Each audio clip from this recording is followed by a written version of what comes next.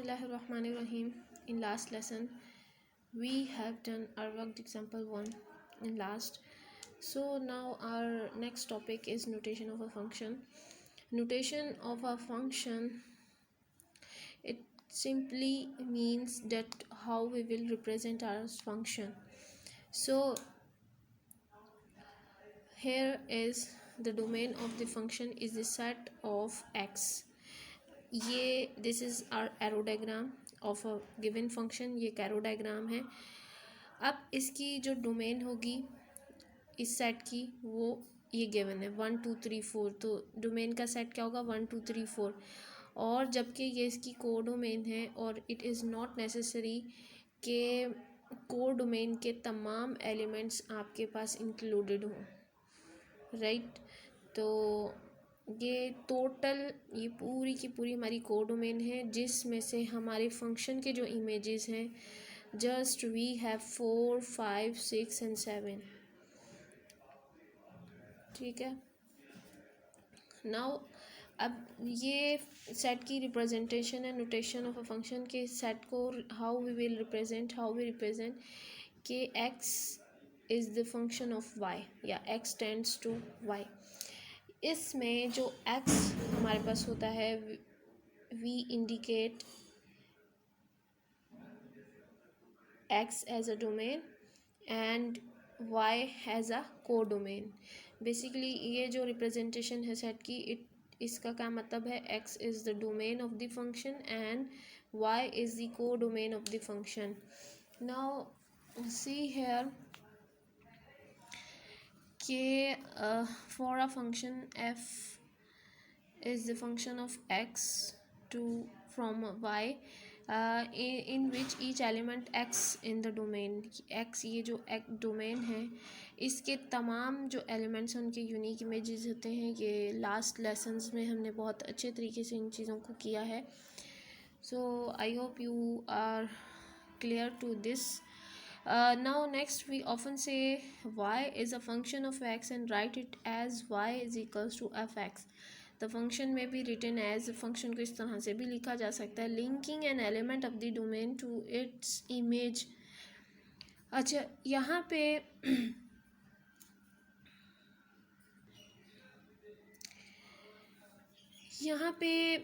जो हमारा फंक्शन होता है हम उसको इस तरह से भी लिख सकते हैं. We can also write a function in this form. यहाँ पे जो fx है fx जब हम ये y जो स्मॉल y है ये क्या है, ये को डोमेन की वैल्यू है. जबकि ये जो x है ये हमारे डोमेन में से वैल्यू है, डोमेन सेट की वैल्यू है. तो किसी भी फंक्शन में जब हम x वैल्यू पुट करते हैं तो हमें उस पर y की वैल्यू मिल रही होती है, यानी कि वो इमेज दे रहा होता है को डोमेन में. ठीक है. तो यहाँ पे इस टॉपिक को भी मैं इस टॉपिक से ही रिलेट करूँगी कि जब हम किसी भी फंक्शन में x की वैल्यू पुट करते हैं पर्टिकुलर, तो उस पर्टिकुलर वैल्यू पे कोई ना कोई एक वैल्यू आ रही होती है. जैसा कि यहाँ पे एरो डायग्राम में देखें कि 1 पर जो इमेज आ रहा है वो 4 आ रहा है.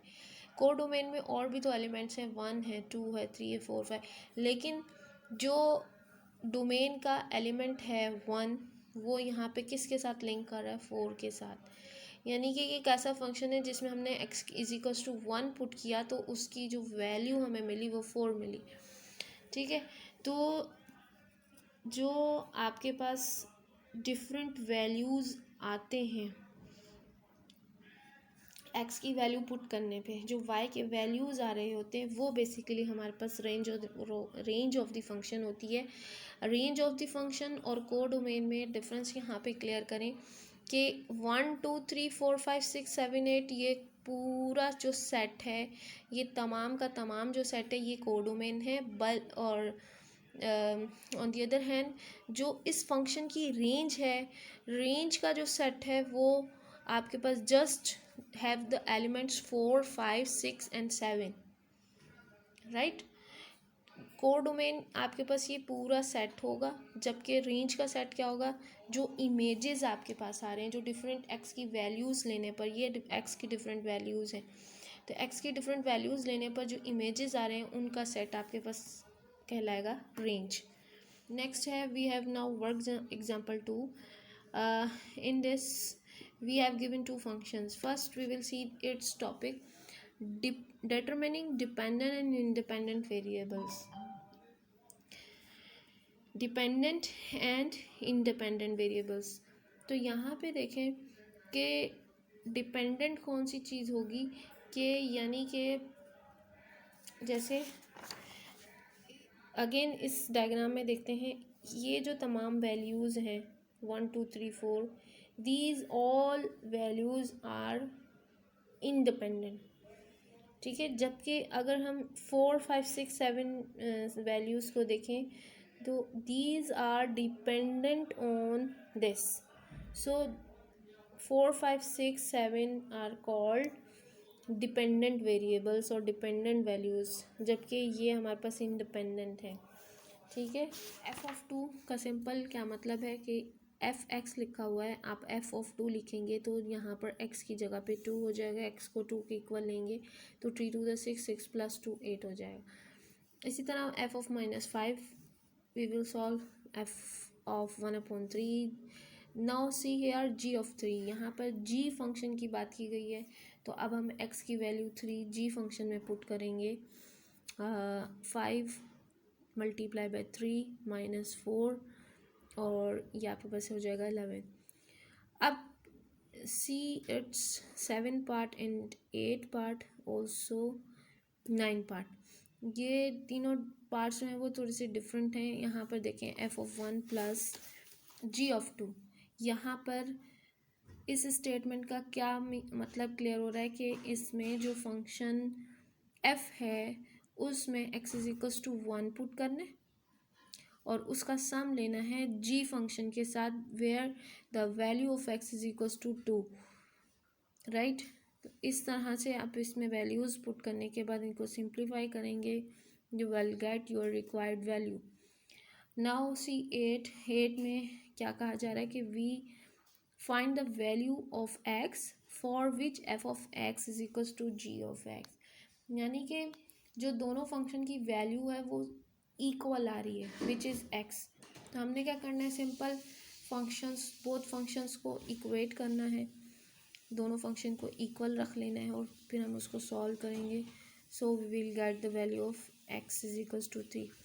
और इसमें लास्ट पार्ट में we have to find the value of x for which f of x is equals to 17, यानी कि एक्स की वो वैल्यू मालूम करनी है कि जिस वैल्यू पर जो हमारा फंक्शन है, जो फंक्शन दिया गया है एफ एक्स, उसकी वैल्यू 17 आ रही है, ठीक है। तो इसका क्या मतलब है कि हमने जो 3x प्लस 2 हमारे पास फंक्शन है 3x प्लस 2 लास्ट पार्ट, इसको हमने 17 के इक्वल रखना है। ये इक्वेशन की फॉर्म आ गई है, इसको हम सिंप्लीफाई करेंगे, x को आइसोलेट करेंगे और ये हमारे पास कुछ प्रैक्टिस क्वेश्चंस हैं, ये आपको करने हैं। और नेक्स्ट देखें कि वर्क एग्जाम्पल 3 में क्या है कि expressing values of functions in algebraic expression, function की वैल्यूज़ को आप अलजेब्रिक एक्सप्रेशन में एक्सप्रेस करें। अलजेब्रिक एक्सप्रेशन कब होती है, जब कोई भी आपके पास वैल्यू अननोन होती है। तो यहाँ पर आप देख सकते हैं कि जो डिफरेंट पार्ट्स आपको गिवन हैं, आपको एक्सप्रेस करना है फंक्शन को इन टर्म्स ऑफ ए। यहाँ पर आपके पास क्या है a प्लस 2, यहाँ पर है दोनों फंक्शन, एक में f जो फंक्शन है स्मॉल f उसमें 3a लेना है और दूसरे में आपने 2a प्लस। तो सिंपली इसमें क्या करना है हमने कि यहाँ पर आपको कोई ना कोई अननोन है, यानी कि एफ ऑफ ए है तो जो ए की एक्स की वैल्यू है वो ए इज इक्वल्स टू ए रखिए। हमने डिफरेंट सुपोजिशंस ले लिए, जब हमने डिफरेंट सुपोजिशंस लिए हैं तो जब बिल्कुल सेम जो काम हमने यहाँ पर वर्क एग्जाम्पल 2 क्वेश्चंस में किया था, पार्ट्स में किया था, सेम काम हम यहाँ पे करेंगे। But there is a difference क्या है कि आपको जो वैल्यू फाइंड, जिस नंबर पे वैल्यू फाइंड आउट करनी है वो हमारी सुपोजिशन है। यहाँ पर सुपोजिशन क्या है कि x is equals to a, यहाँ पर supposition x is equals to a plus 2 और यहाँ पे बोथ फंक्शन के लिए एक के लिए x की इज इक्वल वैल्यू 3a है और यहाँ पर 2a प्लस 1 है। So in next lesson we will complete our exercise 7 inshallah.